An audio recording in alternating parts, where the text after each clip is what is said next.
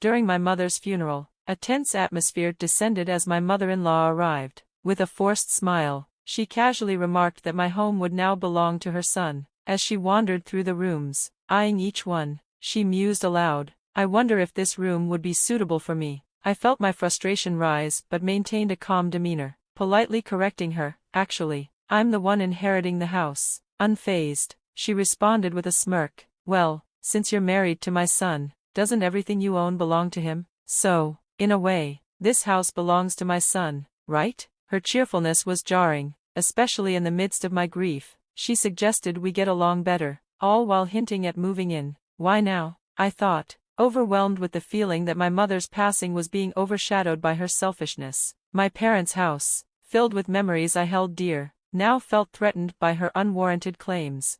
Reflecting on my life, I remembered how, just a few years ago, I had almost given up on love. At 41, marriage seemed like a distant dream. But then I met Jack, 5 years my junior, through a mutual friend. We clicked immediately, and Jack always respected my opinions, like when he agreed to my choice of the Maldives for our honeymoon, even though he'd originally suggested Europe. But complications soon arose when Jack mentioned his mother's desire to move in with us due to his father's declining health. We'd agreed, before marriage, not to live with either of our parents, so I reminded him of this agreement. Jack promised to have a talk with his mother. I could sense, though, that defending my space and protecting my home would require more strength than I anticipated. Jack stood by me, but his commitment to keeping the house a sanctuary from his mother's intrusions was becoming clearer with each conversation.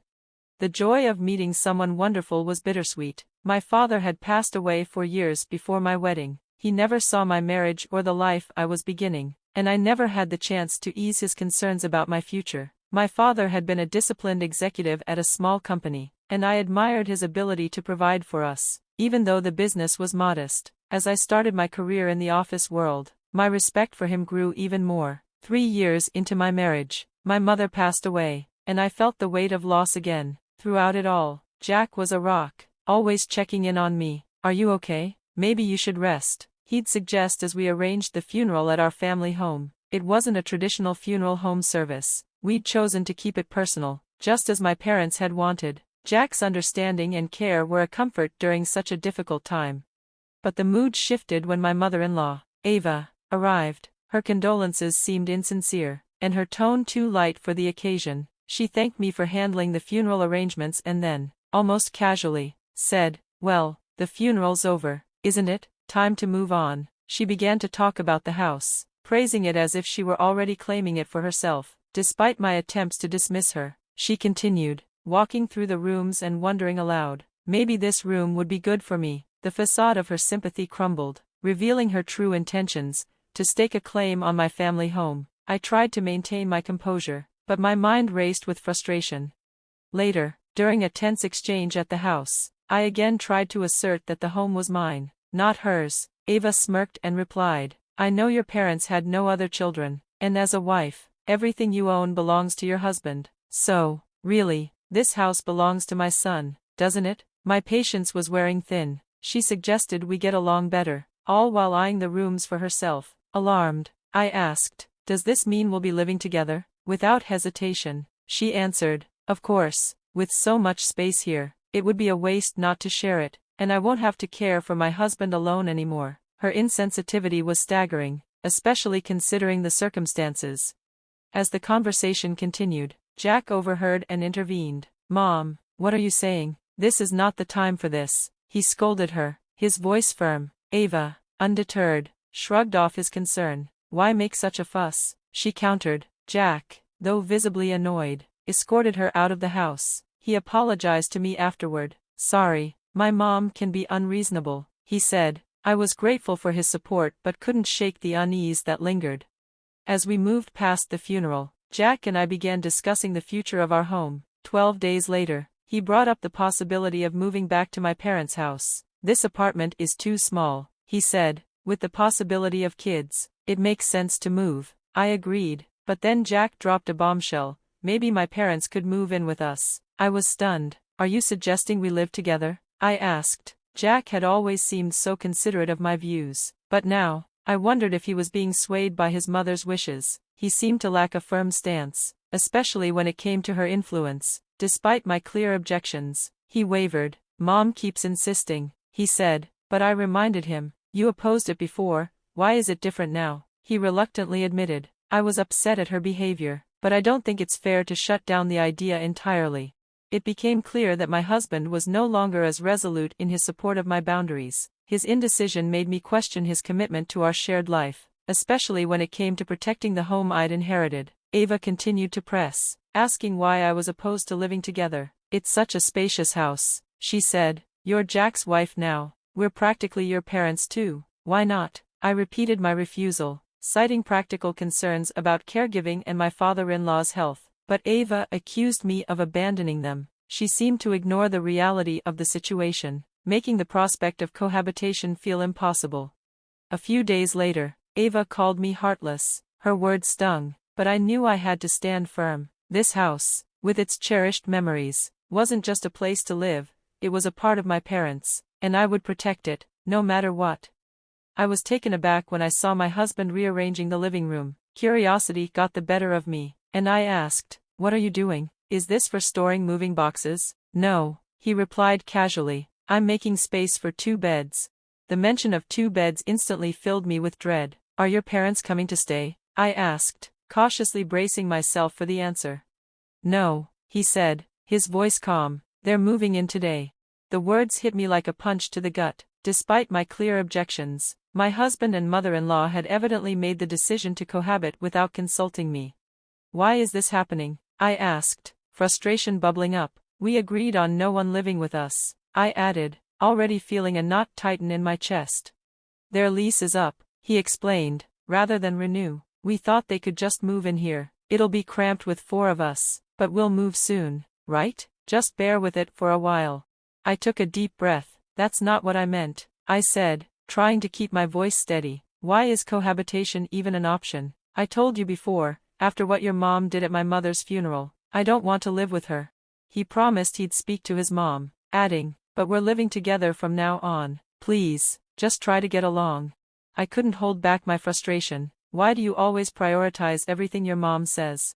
He tried to calm me down. "It's not that I prioritize her," he insisted. "I listen to both of you, and then I make my own decisions." But it was clear, when it came to his mother, he was unable to assert himself, and he couldn't see that the so-called independent decisions he made were heavily influenced by her. I had always seen him as kind, but with his mother, he became a different person, someone who unintentionally trapped me in a living situation I had never agreed to. A few days later, as we welcomed my in-laws into our already cramped apartment, my mother-in-law wasted no time complaining about the space. I apologized for the sudden change and reassured her we'd manage until we moved to a bigger place. My father-in-law, Peter, kept quiet, but I sensed he'd follow whatever Ava decided, becoming just another yes man. Then, just days after they moved in, Ava asked me to run an errand to buy a medicated patch for her. It was a small request, but it felt like just one more thing on a growing list of frustrations.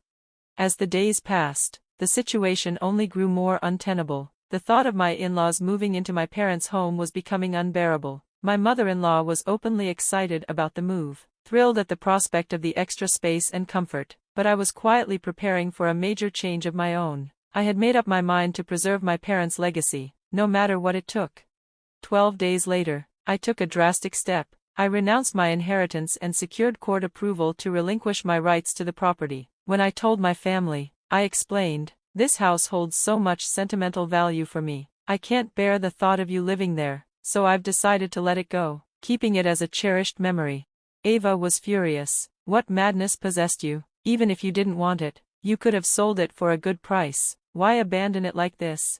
I remained calm. "Selling it would just mean you'd rely on that money next. I thought it would be clearer if I just had nothing to do with it." Her anger grew. "We moved out of our old place for this. What are you going to do about it?" I stood my ground. "I've always opposed living together. You pushed this situation onto us without a proper conversation, so I had to take a stand." The revelation of my renunciation left my husband and mother-in-law speechless. Their faces drained of color, and they just stared at me, stunned. My father-in-law, ever the silent observer, looked bewildered by the unfolding drama. I turned to my husband. "Jack, I've been thinking about getting a divorce. What do you think?" He was taken aback. A divorce? Before he could elaborate, Ava jumped in aggressively. Jack, you need to divorce this ridiculous wife immediately. Her demand hung in the air like a challenge. It was a moment of truth. Would my husband stand up for me or cave to his mother's pressure? Jack struggled to respond, mumbling something indecipherable. Seeing his hesitation, I made my decision. Fine, I said, my voice steady. Divorce seems to be the only option now. My father-in-law tried to intervene, offering the usual weak excuse. Jack, it can't be helped. Your mom insists. Finally, Jack spoke, albeit reluctantly. Well, you seem to want a divorce, and maybe that's for the best. Even in this pivotal moment, it was clear, Jack, along with his father, was incapable of challenging Ava's will. They had become passive participants in her demands. When Jack suggested divorce, it felt more like a reluctant concession than a decision made from his own volition. I resigned myself to the inevitable. Very well, let's proceed with the divorce. I'll move out with just the essentials. That night, I stayed in a budget hotel, knowing the next day would be a whirlwind of paperwork. I took a half-day off work to go back to the courthouse and get the process underway. A few days later, my phone rang. It was Ava, and she was furious. What's going on? It looks like the house is becoming yours now. Why this sudden change? Yes, I replied calmly, the house is mine. She didn't hold back. You forged documents and deceived us. I took a deep breath. Why would I forge documents for court submission? Those are legitimate. Then why is the house becoming yours when you were supposed to renounce the inheritance? She demanded. I explained. Right after I submitted the renunciation application, I withdrew it. You see, it takes about a month for the application to be processed, and during that time, it can be retracted. The documents I showed you were from the application stage. I used the threat of divorce to gauge your reactions and decide my next steps. Ava's mindset didn't shift, but I had hoped my husband would show some sign of not wanting the divorce. If he had, I might have reconsidered my decision and clarified the situation about the house, but things had already gone too far. So, the property division will make the house yours, since it was acquired before the divorce, Ava reasoned, trying to salvage something. Yes, I confirmed. The house is exempt from division since it was inherited before the marriage. Any other assets, like joint property, would be subject to division. She pressed further. What about the money Jack would get from the property division? After only a few years of marriage, there's little chance of assets being split. I replied calmly. The law favors my claim to the house. Her response was swift. You're selfish and heartless, she said, but I stood firm in my decision. I'm protecting this house because it holds my parents' memories. I don't want people like you living there. If you have complaints, consult a lawyer. After that heated exchange, the divorce proceedings sped up. It seemed Ava had pressured Jack to expedite the process, perhaps in an attempt to force my hand, but the divorce was finalized quickly, bringing a sense of relief and freedom that had eluded me for so long. After I moved out, I sensed the strain my ex-in-laws felt in their smaller, cramped living space. My former mother-in-law, once thrilled by the idea of moving into my father's home, now faced a very different reality. My ex-husband eventually found them a modest single-family home, though it came with higher rent than their previous place.